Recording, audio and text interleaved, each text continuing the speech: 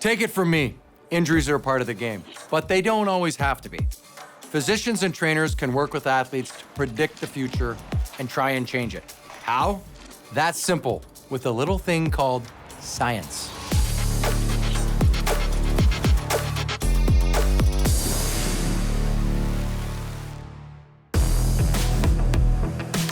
Injuries can derail a game, season, or even a career.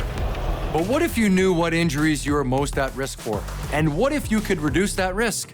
Let's learn more from the pro at St. Louis Children's Hospital. Your muscle composition, flexibility, and strength are all different from someone else's. And because of that, the risk of different injuries varies by individual. The most common injuries we see in young athletes can be acute or overuse injuries in the knee, ankle, and foot. Acute injuries happen when there is an immediate mechanism to the injury, like rolling an ankle or coming in contact with another player. Overuse injuries happen gradually, over time, from repetitive motion, such as running or jumping. The key to injury risk prevention is knowing which injuries you are at risk for. If young athletes have different body types and are at risk of different injuries, how can you tell what injuries they are most at risk of?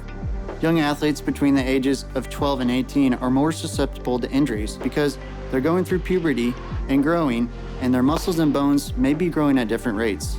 But through proper analysis, similar to what the Blues do, we can help these athletes understand what injuries they may be more susceptible to and give them the tools to reduce that risk.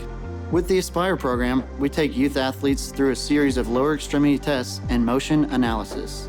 These tests provide data we can use to identify key factors of injury risk reduction, including flexibility, strength, balance, and functional movement.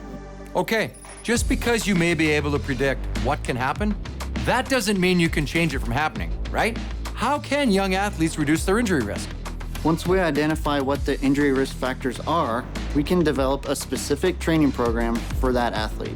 If we see poor body alignment during motion, then that may cause an injury to the athlete. This tells us to focus on correcting the athlete's body mechanics before it becomes a problem.